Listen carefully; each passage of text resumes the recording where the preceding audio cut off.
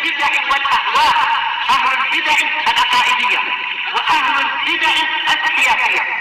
أنا أقول بيننا وبينكم السلف، بيننا وبينكم الكتب، كان فيقول البدع بيننا وبينكم الجنة. بسم الله الرحمن الرحيم. الحمد لله رب العالمين، والصلاة والسلام على المبعوث رحمة للعالمين وعلى آله وأصحابه ومن تبعهم بإحسان إلى يوم الدين. أما بعد.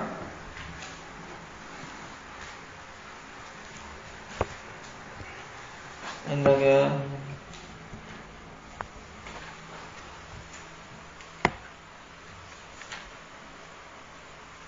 Mujahid. Baik. Itu ke-16 nama yang pada pertemuan lalu kita mengambil penjelasan tentang nama Al-Hafidh dan Al-Hafidh. Adapun Al-Hasin, kita akan ambil pada pertemuan hari ini, berhubungan dengan Al-Hafidh dan Al-Hafidh. Dua nama yang terkandung di dalamnya penetapan sifat apa? Indahnya wahyu, penjagaan Allah Subhanahu wa taala. Yang terbagi menjadi dua. Penjagaan Allah kepada hamba-hambanya terbagi menjadi dua. Apa saja, Pak Limbang?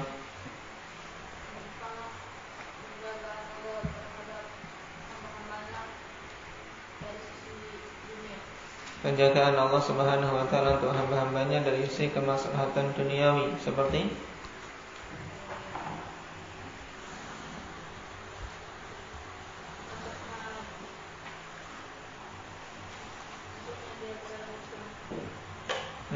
sisi duniawi.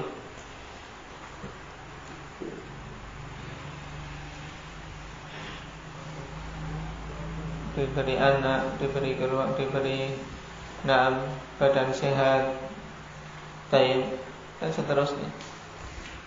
Kemudian yang kedua,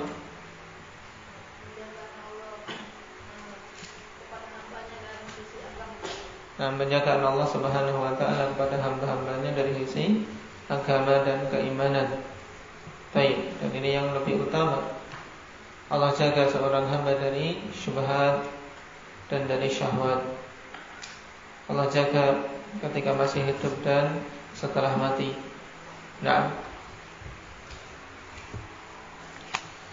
Nasallallahu an yahfazana jami'an. Sekarang kita masuk pada nama yang ke-16, Al-Hasib. Dalilnya qala Allah Ta'ala wa kafa billahi hasiba. Dan cukup Allah Subhanahu wa taala sebagai zat yang mencukupi kita.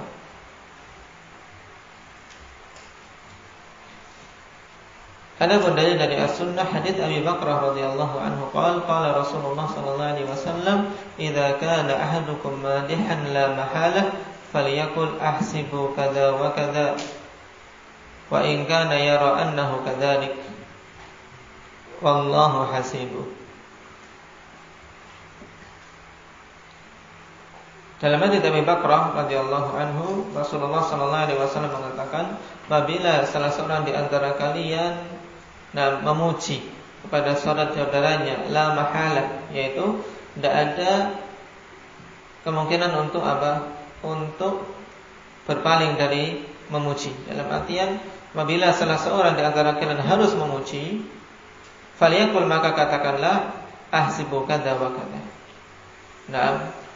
Aku menyangka demikian-demikian, yaitu dikembalikan kepada sangkaannya. Apabila dia memandang bahwasanya orang yang dipuji sebagaimana yang disanjungkan kepadanya. Kemudian wallahu hasibuh. Dan Allah lah yang akan menetapkan secara hakikat. Ya, hakikat orang tersebut bagaimana. Adapun kita akhwanifillah ya hanya kembali kepada sangkaan kita. Karena kita menghukumi seseorang, memuji seseorang berdasarkan perkara yang zahir, dan wallahu hasib. Baik, Allah Subhanahu wa taala yang betul-betul menentukan dia di posisi mana, apakah memang layak mendapatkan pujian atau tidak.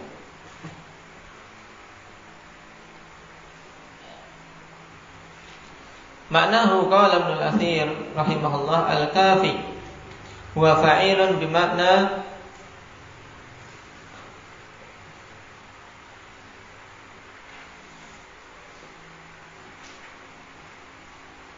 muf'il. Nah, tayyib diharokati sehingga tidak bingung. Ibnu Katsir mengatakan al-kafi dengan wazan fa'il, tapi bermakna muf'il. Ka'alimun bimakna mu'lim. Alim maknanya mu'lim, yaitu yang apa? Yang menyakitkan. Sedangkan al-kafi bermakna apa? Al-mukfi, yaitu yang memberikan apa? Kecukupan. Hasib demikian ikhwan fillah. Maknanya adalah zat yang memberikan kecukupan kepada hamba-hambanya. Qala Ibnu Jarir rahimahullahu taala wa aslul hasibi minal hisab alladhi huwa fi makna al-ihsa. Dan asal dari makna hasib dari hisab, yaitu dari menghitung. Yang itu masuk dalam makna al-ihsa, penghitungan. Waqad za'ama ba'du ahli al-Basrah min ahli al-lughati anna makna al-hasib huwa al-kafi.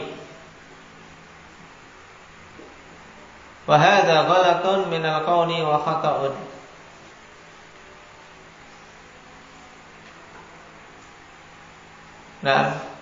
Dan sebagian ahli Basrah dari kalangan ahli lughah menyangka bahwasanya makna hasib adalah al-kafi, dan ini kekeliruan dan termasuk apa? Pendapat yang keliru.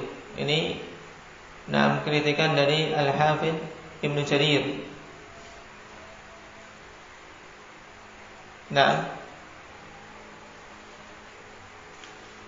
Akan tapi akhwanillah, Ibnu al-Athir juga seorang yang mumpuni dalam lughah, maka tidak menutup kemungkinan bahwasanya yang bermakna al-kafi juga bermakna sebagaimana nanti akan disebutkan oleh As-Sa'di, yang menjaga.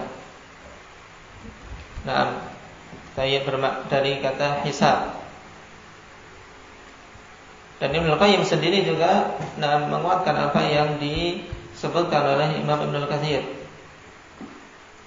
Qala Ibnu Qayyim fi nuniyatihi wa huwa al-hasibu kifayatan wa himayatan wal hasbu kafil 'abda kull awani.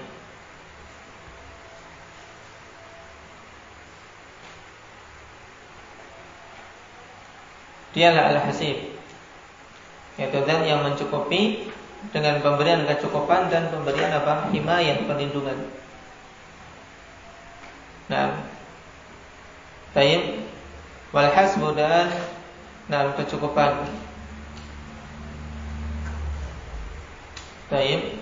Zat yang mencukupi hamba-hambanya pada setiap saat. Qala Sa'di rahimahullah walladzi yahfadzu 'ala al-ibadi a'malahum hasanaha wa sayyi'aha, yaitu zat yang senantiasa menjaga amalan-amalan hamba, baik amalan yang bagus maupun yang buruk, saghiraha wa kabiraha, yang kecil maupun yang besar. Tsumma yujazihim bimaqtadahu fadluhu wa 'adluhu wa hukmuhu al-mahmud. Wa hukmuhul mahmud atau wa hikamuhul mahmud, yaitu zat yang menjaga amalan-amalan hamba, baik maupun buruk, kecil maupun besar, kemudian membalas yang sesuai dengan apa? Dengan konsekuensi keutamaan dan keadilan Allah Subhanahu wa taala serta kebijaksanaannya yang terpuji. Baik. Berarti dari sini kita bisa menyimpulkan ikhwanifillah bahwasanya para ulama ketika menafsirkan al-hasib ada dua makna yang mereka sebutkan. Yang pertama bermakna al-kafi, yang memberikan kecukupan. Dan ini banyak disebutkan oleh para ulama al-hadits. Kemudian yang kedua adalah bermakna penjagaan. Makanya dikumpulkan oleh Ibnu Qayyim al-Fanifillah wa huwal hasibu kifayatan wa himayatan, subhanallah. Dalam satu bait yang ringkas ini boleh gabung. Wa huwal hasibu kifayatan wa himayatan. Yaitu zat yang mencukupi, yaitu pemberian kecukupan apa-apa yang dibutuhkan hamba, dan zat yang menjaga hamba-hambanya. Mencakup juga penjagaan amalan-amalan kita semua. Tidak ada amalan yang kemudian tidak tertulis. Semuanya terjaga, yang baik maupun yang buruk, kemudian nanti akan diganjar sesuai dengan apa yang diamalkan. Ini al-hasib. Wa kafa billahi hasiba.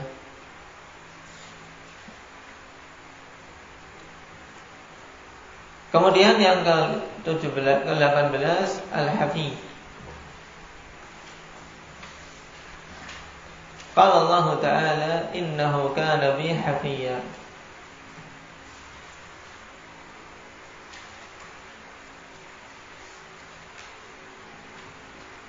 Berhubungan dengan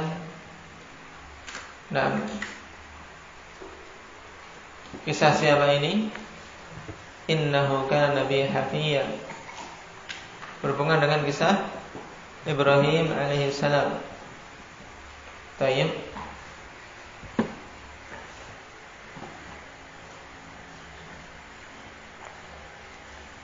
Maknahu qala al-Kisai yuqalu hafiyyun fi hafawatan, wa qala al-Farra innahu kana bihafiyya ay aliman latifan yujibuni idza da'awtuhu.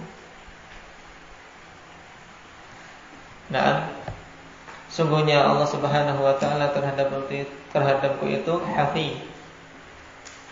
Makna hafi akhwanifillah yaitu aliman latifan, dan yang maha mengetahui, maha lembut dan mengabulkan doa-doaku.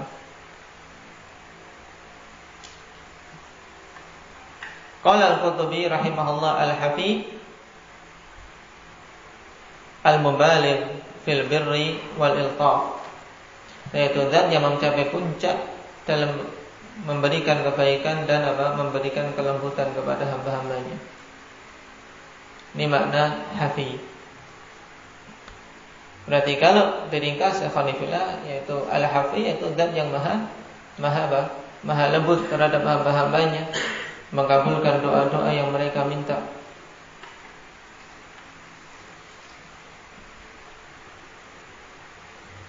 Yang ke-19 al-haqqu.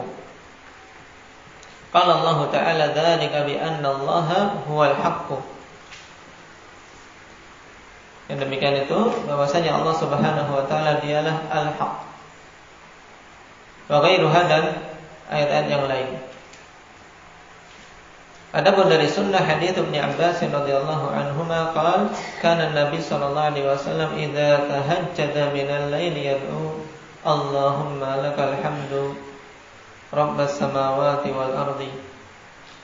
Kemudian antal haqqu dalam bacaan istiftah di salat malam.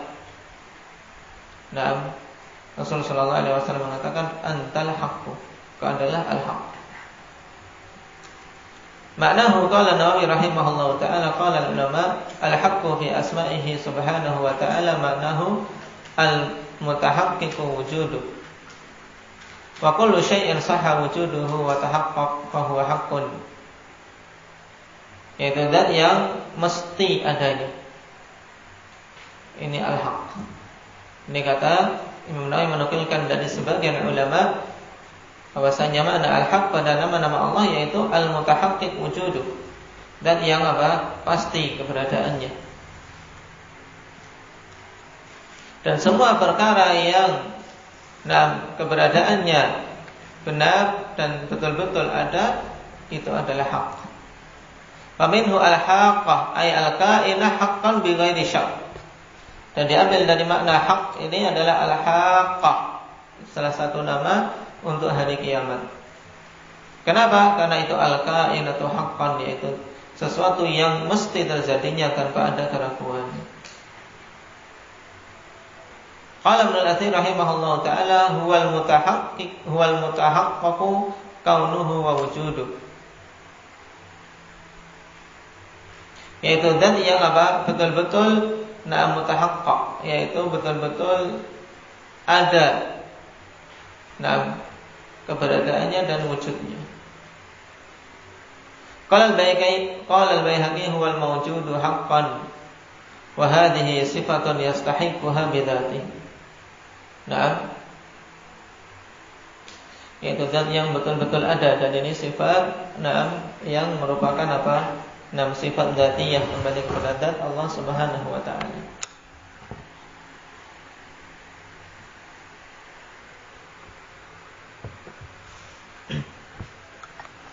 Kemudian al-mubin. Qala Allah Ta'ala wa ya'lamuna anna Allaha huwal haqqul mubin. Adapun dari hadis tidak disebutkan di sini. Manahu qala Zajjaji ismu fa'ilin min abana yubinu mubin, fa huwa mubinun idza adhara. Abana yubinu mubin, yaitu zat yang menjelaskan. Idza adhara maksudnya apabila menampakkan suatu perkara yang tadinya tidak jelas, tadinya tersembunyi menjadi jelas. Ini makna mubin. Wallahu tabaraka wa ta'ala al-mubinu li ibadihi sabila rasyad. Dan Allah Subhanahu wa ta'ala adalah zat yang menjelaskan kepada hamba-hambanya jalan petunjuk. Wal muwaddihu lahumul a'mal al-mujibata li thawabihi. Dan Allah Subhanahu wa ta'ala menjelaskan kepada hamba-hambanya tersebut amalan-amalan yang pasti mendapatkan pahalanya. Wal a'mal al-mujibata li'iqabihi, dan amalan-amalan yang mesti terancam dengan hukuman dari Allah Subhanahu wa ta'ala. Wal mubinu lahum ma ya'tunahu wa yadharunah. Dan Allah Subhanahu wa ta'ala zat yang menjelaskan bagi mereka apa-apa yang hendaknya mereka tunaikan dan apa-apa yang hendaknya mereka tinggalkan. Ini makna mubin. Itu zat yang maha menjelaskan kepada hamba-hambanya perkara-perkara yang bermaslahat bagi mereka. Menjelaskan jalan petunjuk, menjelaskan mana yang diperintahkan, mana yang dilarang, mana yang mendatangkan pahala dan mana yang mendatangkan hukuman.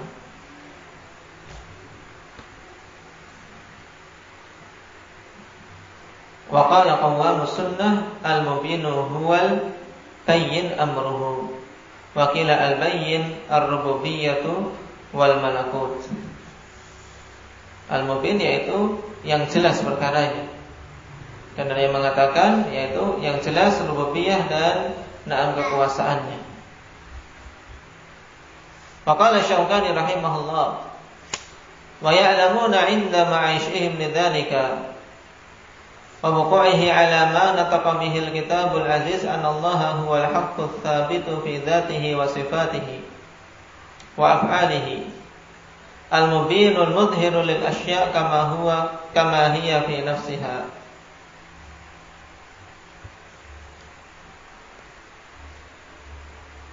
Dan mereka mengetahui pada kehidupan mereka tentang hal tersebut, yaitu tentang apa? Tentang bahwasanya Allah itu adalah al-haq dan al-mubin. Sekarang kita penjelasan bahwasanya Allah itu al-mubin.